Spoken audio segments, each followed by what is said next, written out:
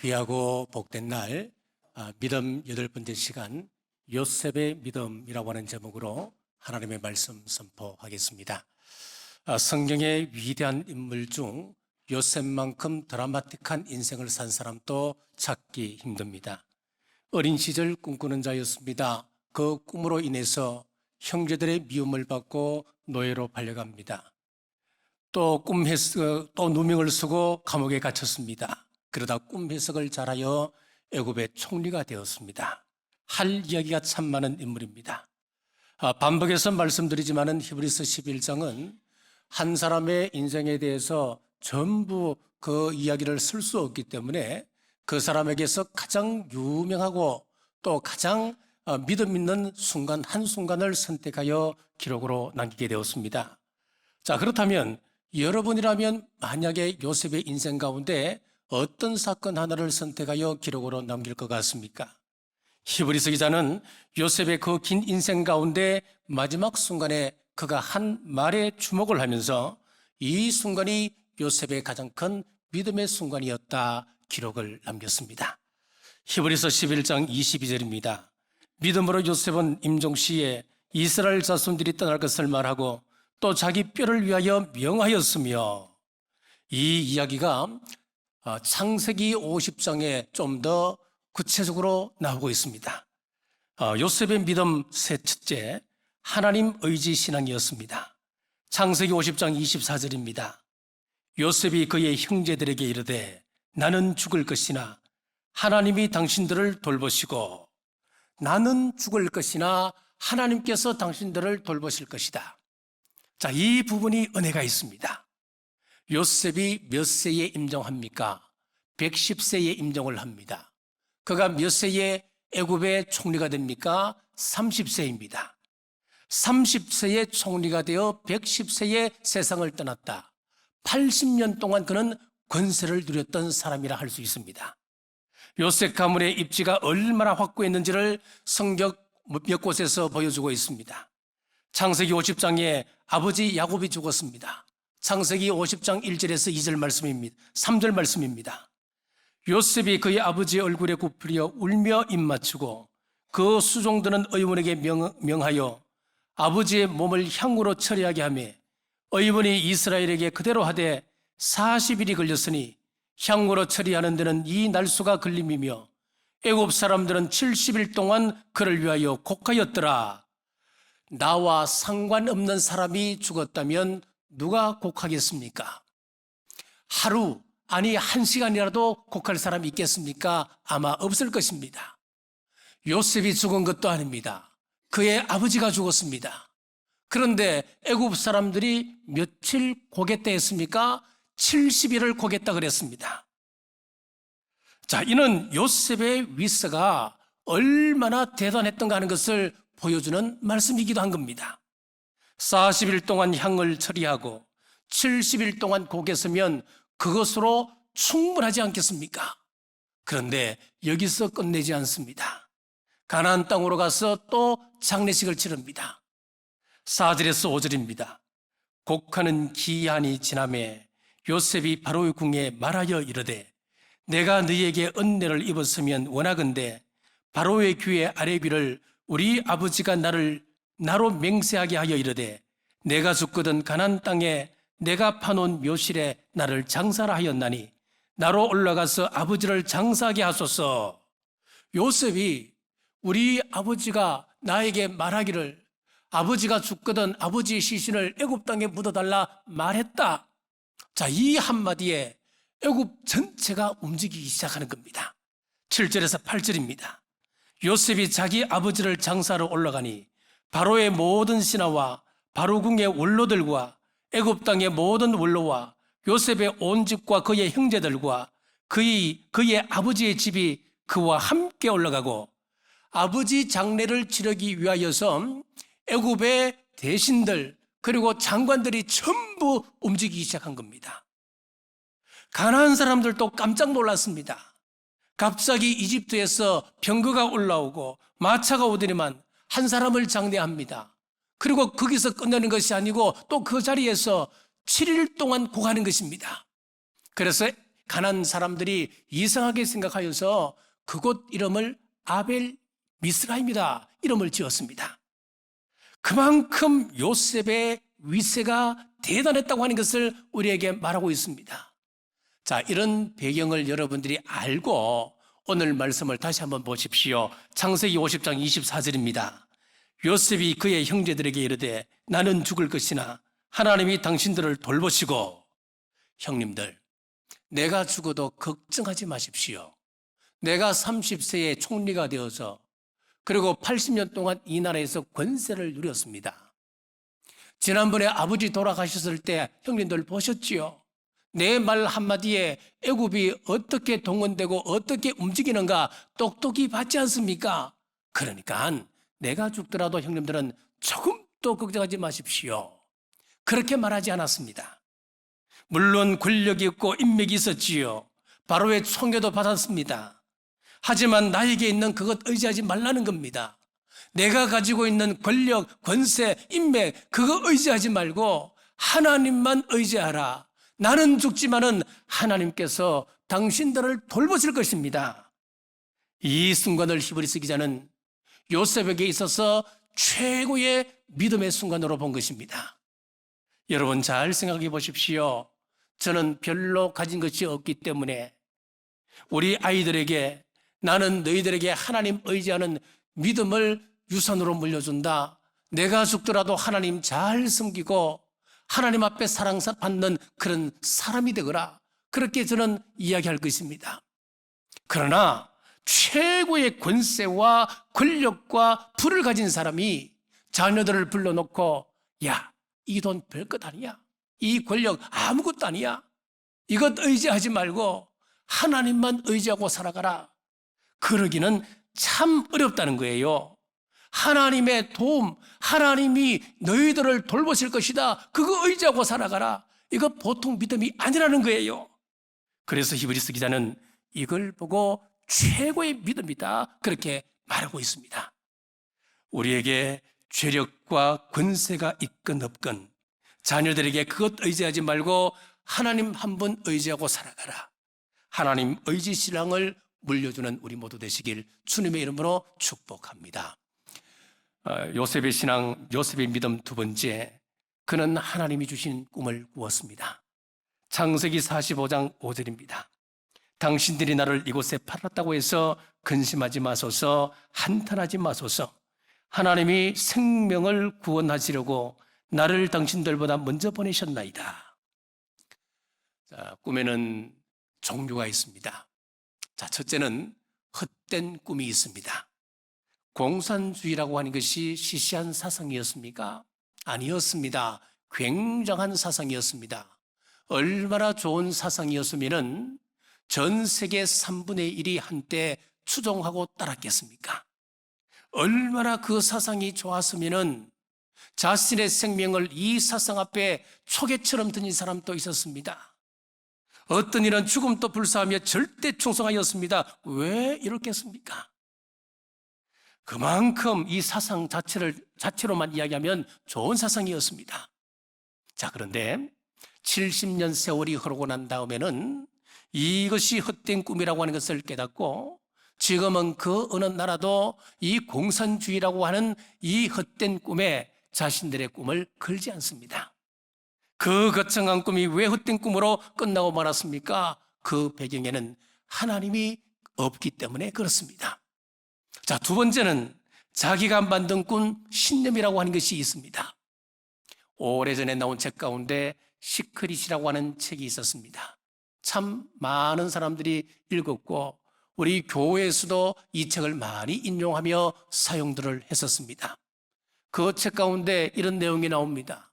사람이 만약에 부, 권력, 심지어 결혼에 대하여 소원을 품고 또 긍정적으로 생각하고 말을 한다면 우주가 그 소원을 들어준다. 그런 내용들입니다.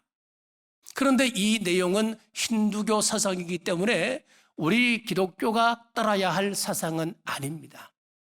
자, 그런데 우리가 눈여겨봐야 할 것은 하나님을 모르는 사람들도 신념을 가지고 긍정적으로 생각하고 긍정적으로 말하면 세상에서 성공적인 인생을 살아갈 수 있다고 하는 것입니다.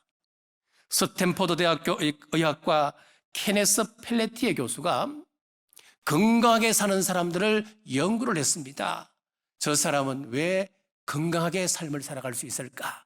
이유가 무엇일까? 연구를 시작하기 전에는 적당한 운동을 하고 좋은 영양을 섭취하는 것, 그것이 건강의 필수적인 요건이라 생각했는데 그가 연구하면서 완전히 다른 결과가 나왔습니다. 이런 외적인 그 요인이 아니라 건강의 핵심은 마음가짐이었다라고 보고를 했습니다.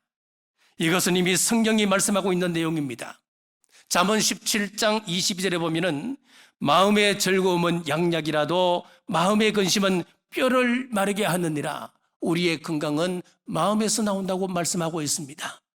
잠언 18장 14절에 사람의 심령은 그의 병을 능히 이기려니와 심령이 상하면 그것을 누가 일으키겠느냐.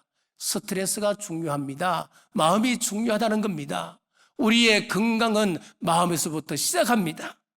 우리는 성경을 읽고 성경의 비밀을 아는 사람들입니다. 시크릿을 말하는 세상 사람들과 비교하지 마십시오. 차원이 다릅니다. 우리는. 셋째, 하나님으로부터 오는 꿈이 있습니다. 오늘 본문의 요셉은 하나님께서 주시는 꿈을 꾸었습니다. 그의 첫째 꿈이 무엇이었습니까? 형들의 곡식단이 요셉이 묶어놓았던 곡식단에 절하는 꿈이었습니다. 형님들, 내가 지난밤에 꿈을 꾸었습니다. 한번 들어보실래요? 내가 형님들과 함께 곡식단을 묶고 있었습니다. 그런데 내가 묶었던 그 곡식단이 벌떡 일어서는 것 아니겠습니까? 그와 동시에 형님들이 묶어두었던 곡식단들이 내 곡식단 주위를 삥 둘러서더니 내 곡식단에 절하는 것 아니겠습니까? 자, 꿈이라고 하는 것은 보통 우리 삶 속에서 일어나는 여러 가지 삶의 자재를 가지고 꿈을 꾸게끔 되어 있다고 말합니다. 이런 우스갯소리가 있습니다. 대학 교정에서 두 학생이 멱살을 잡고 싸우고 있습니다. 지나가는 교수님들의 이야기입니다. 자, 의상학과 교수님은 지나가 있으면서 얘들아, 너들 옷 찢어질라. 그리고 아동학과 교수가 지나가면서 너희들이 싸우면 아이들이 보고 배울 텐데. 경제학과 교수가 지나가면서 야, 서로 싸우면 손해다, 손해야. 법학과 교수가 지나가면서 야, 그러지 말고 조용히 누가 잘했는지 잘못했는지 한번 따져보지 않으렴? 교회에서 기도 제목을 써내는데 직업에 따라서 기도 제목이 다릅니다. 목수일을 하는 집사님이 이런 기도 제목을 써냈답니다. 하나님, 올 한 해도 우리 자녀들 하늘나라 좋은 제목 될 수 있도록 인도해 주옵소서. 개인 택시 하는 집사님은 이런 제목을 냅니다. 하나님, 올 한 해 우리 자녀들 인생에 하나님께서 친히 개입하셔서 안전 운행하게 하옵소서. 자, 무슨 이야기냐면은 내가 속해 있는 환경의 지배 속에서 우리는 꿈을 꾸게끔 되어 있다. 그 이야기입니다. 이런 원리에 의하면 요셉의 꿈은 이런 꿈이 아니라 형님들, 내가 키우고 있는 양이 있었는데 그 양 주위로 형님들이 키우는 양들이 몰려오더니만 절을 하더이다. 이게 정상적인 꿈이라고 하는 거예요. 왜요? 요셉은 양을 치는 목동이었기 때문에 그렇습니다. 그런데 요셉의 꿈은 그런 꿈이 아니었습니다. 곡식단이 무엇인지도 잘 모르는 양치기가 곡식에 관한 꿈을 꾸었습니다. 이 꿈은 후에 양식 때문에 형들이 자신에게 머리를 조아리는 그런 예언의 꿈이기도 했습니다. 두 번째 꿈은 해와 달과 별들이 자기에게 절하는 꿈이었습니다. 당시 중동 지방에서 해와 달과 별은 숭배의 대상이었습니다. 그런데 숭배의 대상인 이런 해와 달과 별이 자기에게 절을 하는 것이었습니다. 무슨 이야기겠습니까? 이 꿈은 요셉을 만방에 높이겠다고 하는 꿈인 동시에 하늘과 땅과 모든 열방이 경배할 뿐 예수 그리스도를 예표하는 것으로서 문화적인 배경을 뛰어넘는 우주적인 꿈이었습니다. 자, 그러면은 왜 하나님이 요셉을 애굽의 총리로 세우셨겠습니까? 하나님의 뜻이 있기 때문에 그렇습니다. 하나님의 꿈이 있기 때문에 그렇습니다. 하나님의 꿈은 어떤 꿈이었을까요? 창세기 12장에 보면 아브라함을 부르는 장면이 등장합니다. 창세기 12장 1절에서 2절입니다. 여호와께서 아브라함에게 이르시되 너는 너희의 고향과 친척과 아버지 집을 떠나 내가 내게 보여줄 땅으로 가라. 내가 너로 큰 민족을 이루고 내게 복을 주어 내 이름을 창대하게 하리니 너는 복이 될지라. 고향과 친척과 아버지 집을 떠나라. 그리하면은 내가 너로 큰 민족을 이루고 내 이름을 창대케 해주리라. 이것이 바로 아브라함을 통하여 주신 우리 하나님의 꿈이었습니다. 아브라함을 부르실 때 당시 세상이 어떠했습니까? 하나님이 하나님의 형상대로 지으셨던 그 사람들이 전부 타락했습니다. 다 치우쳐 다 악을 행하고 있었습니다. 창세기 11장을 보십시오. 11장에 보면 바벨탑 사건이 나오는데 하나님을 떠났던 사람들, 하나님을 대적한 사람들을 전부 다 흩어놓으셨던 사건이 바로 바벨탑 사건 아니었습니까? 그리고 이어져 나오는 창세기 12장에 보면 흩어져 있는 그 많은 사람들 가운데 하나님께서 아브라함을 부르신 거예요. 아브라함아, 너를 통하여 내가 큰 민족을 이루겠다.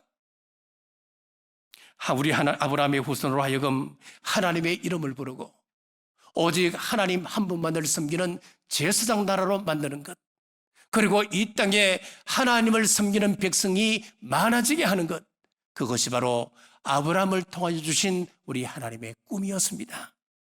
사랑하는 여러분, 공산주의 같은 헛된 꿈이나 신념이 아니라 성경을 통하여 하나님의 뜻을 알고 하나님의 꿈꾸는 우리 남북의 모든 성도님들 되시길 주님의 이름으로 축복합니다.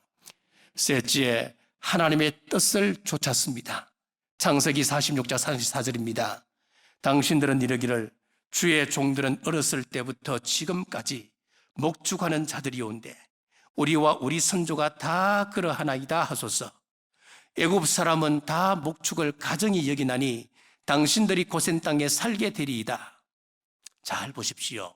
지금 가나안 땅에 야곱의 그 자손들이 얼마가 살고 있습니까? 70명이 살고 있습니다. 자, 그런데 이 애굽 땅으로 건너가서 430년을 거주하면서 그 땅에 60만 명이라고 하는 어마어마한 숫자가 되었습니다. 자, 이 일을 위하여서 하나님께서 먼저 요셉을 부르셨고 요셉을 애굽의 총리로 삼으신 것이었습니다. 자, 그러니까 애굽을 일종의 인큐베이터로 사용하신 것이었습니다. 만약에 야곱의 12아들과 그 70명이 애굽으로 가지 아니하고 가나안 땅에 그대로 머물러 살았다면 어떻게 되었을까요? 가나안 땅은 신대륙이 발견되기 전 이 세상의 중심이었습니다. 아시아 대륙, 그리고 유럽, 아프리카 대륙이 만나는 지점에 있습니다. 중심입니다. 그리고 교통의 요충지였습니다. 그래서 고대 모든 제국들은 끊임없이 왕래하며 그 땅에 눈독을 들였습니다. 그러므로 그 땅에 70명에 불과한 이스라엘 민족이 큰 민족이 된다고 하는 것은 불가능합니다. 자, 사방팔방으로 통하는 교통의 요지인데 크게 번성하게 되면 다른 나라가 가만히 있겠습니까? 전쟁을 일으켜 몰살시키지 않았겠습니까? 자, 그리고 또 한 가지, 그 지역에 그대로 있으면 하나님만 섬기는 거룩한 백성 만들고자 하는 하나님의 계획도 무산될 것입니다. 창세기 38장에 보면 이런 내용이 나옵니다. 야곱의 넷째 아들이었던 유다가 나오는데 유다가 누구와 결혼을 하느냐 하면은 가나안 사람 수아의 딸과 결혼을 하게 되고 그의 첫 아들도 누구와 결혼을 하느냐? 가나안 여인 다말과 결혼을 시키게 되는 겁니다. 그뿐만 아닙니다. 둘째 아들이었던 시몬 또한 가나안 여인과 결혼을 하게 되는 것입니다. 무슨 말이냐 하면 야곱이 가나안 땅에 그대로 살면은 자손들은 누구와 통혼합니까? 가나안 족속과 통혼하게 되고 그렇게 되면은 신앙적으로 섞이고 혈통적으로 섞이게 되는 순수한 하나님의 백성이 나올 수가 없습니다. 이것을 알고 계신 하나님께서 70명을 옮겨다 이집트 고센 땅으로 집어넣으셨습니다. 그리고 고센 땅에서 목축업에 종사하게 했습니다. 창세기 46장 34절입니다.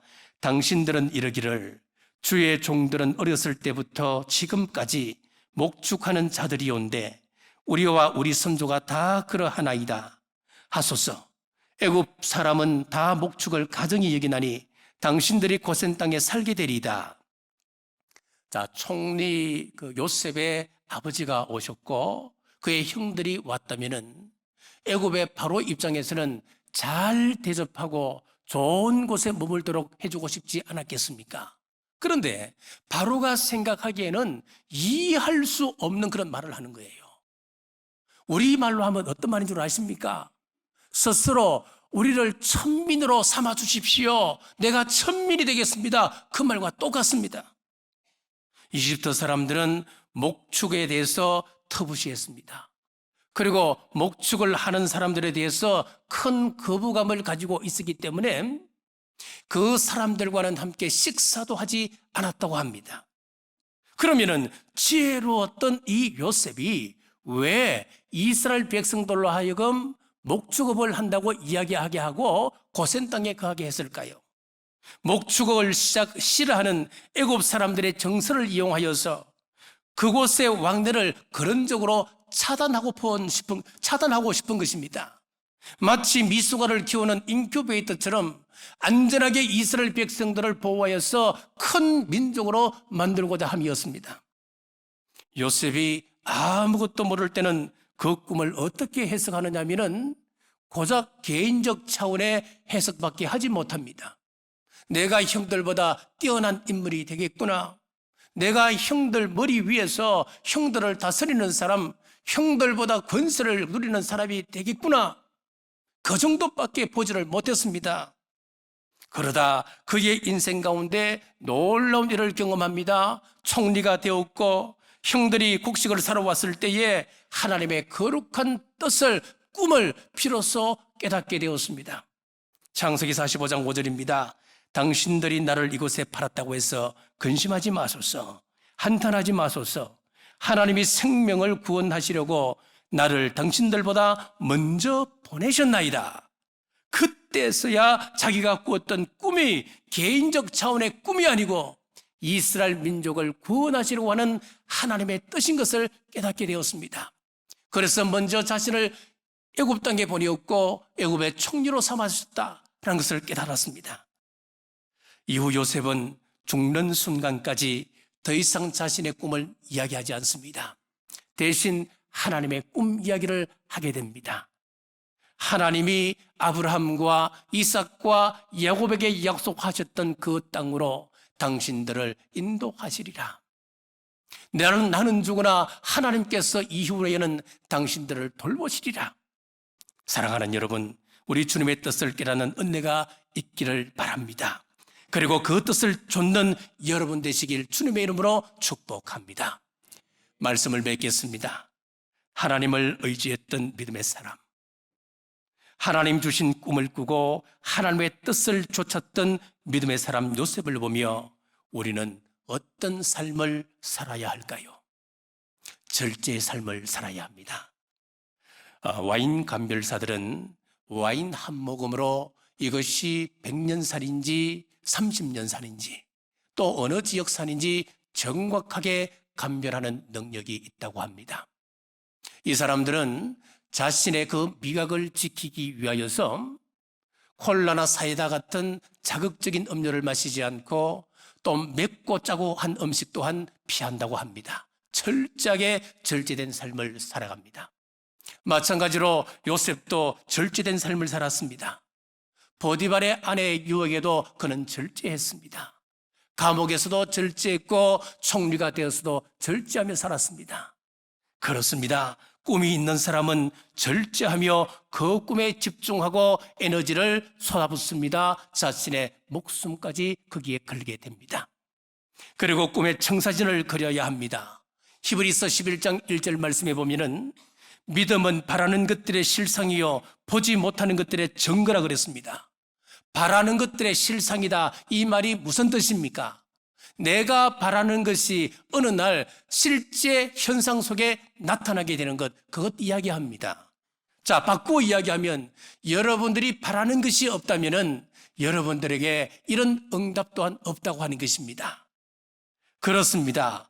야곱이 장자권에 대한 소원을 품었기 때문에 그가 장자의 축복을 받지 않았겠습니까? 우리 또한 마찬가지입니다. 소원을 품고 하나님 앞에 기도하십시오. 여러분들이 기도하지 않는다면 기적도 성취도 없는 것입니다. 또 믿음은 바라는 것들의 증거라 그랬습니다. 1885년 4월 6일 미국의 언더우드라고 하는 청년이 23살의 나이로 대한민국에 왔습니다. 그는 꿈을 가지고 우리나라에 오게 되는데 당시 97%가 문명자였던 이 대한민국이 세계적인 지성의 나라가 되는 꿈을 꾸고 그는 연희 전문대를 세웠습니다. 지금 어떻게 되었습니까? 그의 꿈대로 세계에서 대학을 가장 많이 보내는 나라, 교육 선진국이 되었습니다. 그리고 당시 정부 예산이 453만 불이었다고 이야기합니다. 그런데 백성이 무당을 데려다가 굿하는데 얼마를 1년에 쓰느냐? 1200만 불을 사용했답니다. 정부 예산보다 3배가 많았다고 이야기합니다. 이래도 굿을 합니다. 저래도 굿을 합니다. 감기만 들어도 굿을 했습니다. 그리고 1900년 이전에는 우리 서민들의 평균 연령이 얼마였느냐? 40세를 넘기지 못했다고 기록하고 있습니다. 미신에 빠진 이 나라, 질병에서 헤어나지 못하는 이 나라를 건질 꿈을 가지고 그는 병원을 세웠습니다. 지금 이 나라가 어떻게 되었습니까? 의료 선진국이 되어 있습니다. 그렇습니다. 요셉이 꿈을 꾸었는데 그 꿈은 전부 다 시각적인 것입니다. 곡식당 꿈을 꾸었습니다. 해와 달과 별 꿈을 꾸었습니다. 우리의 꿈도 마찬가지로 구체적이고 시각적이어야 합니다. 가정이 화목하지 못한 분들은 가정이 화목한 꿈을 꾸셔야 됩니다. 화목하게 온 자녀들, 남편, 아내가 한 자리에 모여서 손을 잡고 가정 예배 드리는 거룩한 꿈을 꾸며 기도하십시오. 남편과 아내와 자녀들이 신앙에 바로 선 그 꿈을 꾸며 기도해 보십시오. 건강을 잃으셨습니까? 건강한 몸 가지고 열심히 신앙생활을 하는 꿈을 꾸십시오. 직장이 없는 분들은 주일 성수할 수 있고 내가 땀 흘려 일한 만큼 열매를 거둘 수 있는 그런 직장을 꿈꾸며 기도하십시오. 거룩한 꿈을 쫓아가면 방황하지 않습니다. 거룩한 꿈을 쫓으면 절제의 삶을 살아갑니다. 말을 절제합니다. 행동을 절제할 수가 있습니다. 거룩한 꿈을 꾸면 용서할 수 있습니다. 상대방을 용납하고 이해할 수가 있습니다. 하나님 주시는 꿈이 여러분의 삶과 우리 자녀들을 이끄시길 주님의 이름으로 축복합니다. 기도하겠습니다. 하나님 감사합니다. 믿음으로 요셉이 죽기 전에 남겼던 말을 묵상합니다. 요셉에게 힘이 있었고 권세가 있었고 재산이 있었고 명예와 인맥이 있었지만은 그것을 의지하지 말고 하나님 의지하라 말씀합니다. 우리 또한 하나님 의지 신앙 가지고 하나님 주시는 꿈을 쫓아 절제하는 삶, 양보하는 삶 살게 하여 주옵소서. 예수님께서 이 땅에 계실 때 특별히 사랑하셨던 우리 자녀들에게 요셉의 믿음을 잘 전수하여 마지막 때 주님 찾으시는 남은 자들 되게 하시고 악한 세태 속에 휩쓸리지 않고 물결을 거슬러 올라가는 믿음의 큰 용사들 되게 하여 주옵소서. 인생의 어떤 고비를 만나든지 예수님과 동행하며 말씀으로 승리하는 우리 자녀들 되게 하여 주옵소서. 다시 오실 예수님 이름으로 간절히 기도드리옵나이다. 아멘.